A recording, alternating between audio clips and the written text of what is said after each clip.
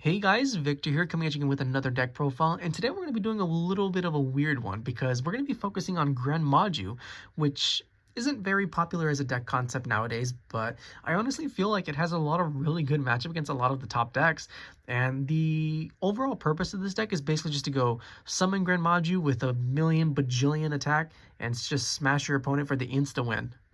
It really is that simple. It's pretty much like the epitome of like Unga Bunga, but not in a floodgate kind of way. Unga Bunga as in my monster bigger, so I win. And yeah, so hopefully you guys enjoyed the deck profile. And with that, let's get started. Now, when it comes to the monster lineup, we're of course going to be playing 3 copies of Gren Maju to Eiza. He's literally the star of the deck. He's the main focus of the deck as he gets really big really fast because his effect is for every one of your banished cards, he gains 400 attack. Really simple, really effective, big monster go burr, and it's really easy to set him up thanks to the fact that we play 3 Gizmek orochis. So this card, whether it's in your in your hand or in the graveyard, you can activate it to banish the top 8 cards of your deck for cost, and then try to special summon it. If they negate it, fantastic. It still stays in your hand, or if it gets destroyed, it goes to the graveyard, and you can try again during your turn. And then just like that, you have 16 cards banished, and your Gren Maju to Eiza goes up to 6,400 attack pretty much instantly, and you haven't really done anything yet. And it has an additional effect too, where if somehow it hits the board and survives a turn, you can banish 3 cards from your extra deck face down to destroy 1 monster on the field. So it pretty much instantly becomes a problem for your opponent because it outs their really specific cards, and things do get out of hand really fast for your opponent once this card activates.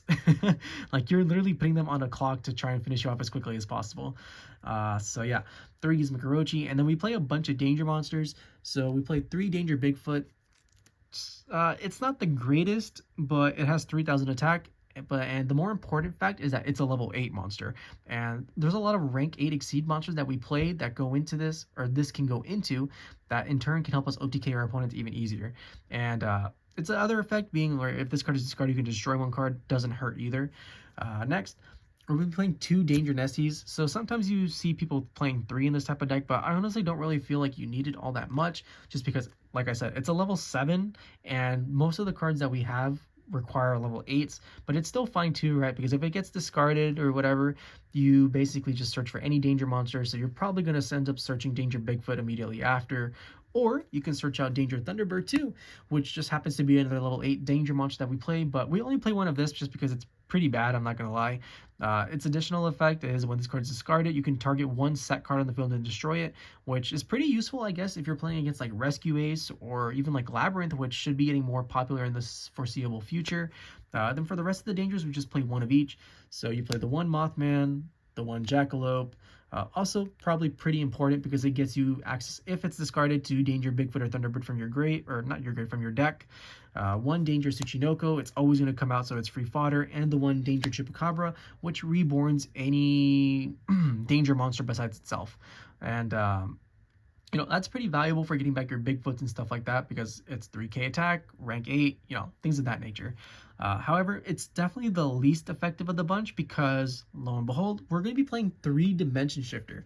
So this is a deck that can actually abuse Dimension Shifter very, very well because we don't care about any other hand traps, and we want our cards to be banished. So as long as you're not playing against like Fluounderies or Rescue Ace, this card can a lot of the time just straight up win you the matchup.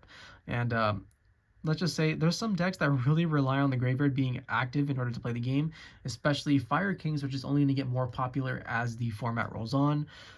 Next, we're going to be playing 3 Gameciel, the Sea Turtle. So this is going to help you get over those Omni Negates like Baron to Floor and help you crack your opponent's board a lot more easily.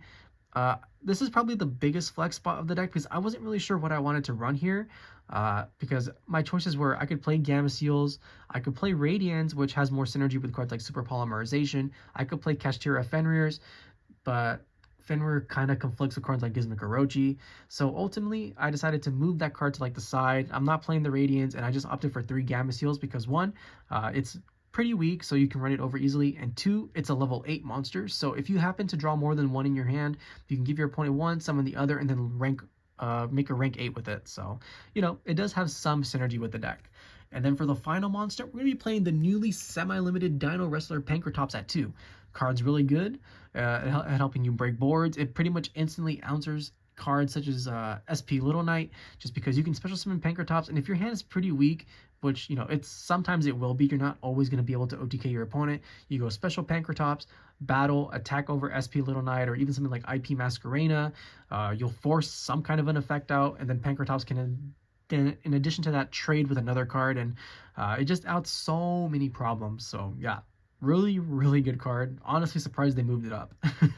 And with that, that's the monster lineup, and now we can move on to the spell and trap portion of the deck. When it comes to the spells, this deck actually got buffed a lot. And the main buff that it received is that now we can play 3 Pot of Desires again. And I don't think I gotta tell you much, right? You activate Pot of Desires, you banish 10, draw 2, your Gren Maju to Eiza's 4k attack automatically, and all you did was plus. So, much like with Gizmek or Orochi, things get out of hand really fast if this card happens to resolve. If they ash it, you know, it's not the end of the world because you still have 5 other cards to play with. And you know, you basically ultimately accomplished your goal of being able to buff your Gren Maju as much as possible. Next, we're gonna be playing 3 super polymerization. So I know I go on and on about how this deck plays a lot of rank 8s, but this deck honestly has like a lot of room for other types of cards, and as a result, super polymerization is very effective because you can play so many different kinds of super polymerization targets. And we'll get to those when we get to them, but most of them are pretty straightforward. And I gotta say, super poly in this current format is honestly just really good because there's so many decks that have the same type of attribute or just are in general weak to it. One of like the biggest drawbacks that to playing super polymerization was playing is like Infernoble, for example, because they have the Angelico equipped spell, but Isolde's banned, so we don't care anymore. There isn't really a single deck that doesn't get bodied by super poly, so yeah, really good card. And now for probably the biggest buff, because this is a going second deck. So we're gonna be playing 3 Mind Control, 1 Change of Heart, and 1 Snatch Steal. If you have a monster, we're going to take it, and we want it. We don't care if we can't attack with it or whatever if you're using it in the case of like Mind Control, because we're just going to link it off or exceed with it. In the case of Snatch Steal and Change of Heart, you better hope you haven't used your Baron yet, because if we take that, we're going to start dismantling your board. And yeah, things will get out of hand very quickly thanks to these cards. I don't know if they're that great, but I figured, you know, why not? We have them. It's a going second deck. Might as well try them, you know? And then for the rest, we just play a bunch of one-ofs. So we play the 1 Card Destruction, the 1 Harpies Feather Duster, the 1 Call by the Grave. And I know I said we're just gonna have a bunch of one-ofs, and that's still technically true, but, well, not technically true, but 2 Triple Tactics Talent. One of them is supposed to be a Triple Tactics Thrust, just because there's so many impactful normal spells and traps, like the Change of Heart, like the Mind Control, Card Destruction, Pot of Desires, that you can search off of it. And because it's a going second deck, your opponent is for sure gonna have a monster on the field, and at some point they will activate a monster effect. So if you do have the Thrust, you should be playing 1/1. However, I know not everyone can afford it, so it's not the biggest deal in the world if you end up playing double talents instead. But just be aware, if you do have Thrust, this is a phenomenal deck that can take advantage of it pretty much every single time. And with that, that's the main deck, 40 cards like always, and now we can move on to the extra deck. Now that the main deck is over, we can start on the extra deck, and I figure we'd probably start with the super poly targets. So, of course, you're going to be playing the 1 Mudragon of the Swamp, the 1 Garura Wings of Resonant Life, the 1 Predaplant dragostapelia, and then for the final super poly target, we're going to be playing Dragon Knight Draco equeste. This is pretty much just to body all the Vanadium players or Crimson Dragon into Calamity's abusers, because that deck always ends on Baron de Flora plus a dragon. So you just super poly those 2 into Dragon Knight Draco equeste. Draco equeste will copy the Dragon Monsters effect, and sometimes it's like this pattern, sometimes it's Crimson Dragon, whatever. But the main important thing is that you broke their board very easily with minimal effort, and you're probably going to win the game as a result. So, you know, card pretty good. Effect is whatever. It's just the ability to be able to break your opponent's board instantly is pretty much just invaluable.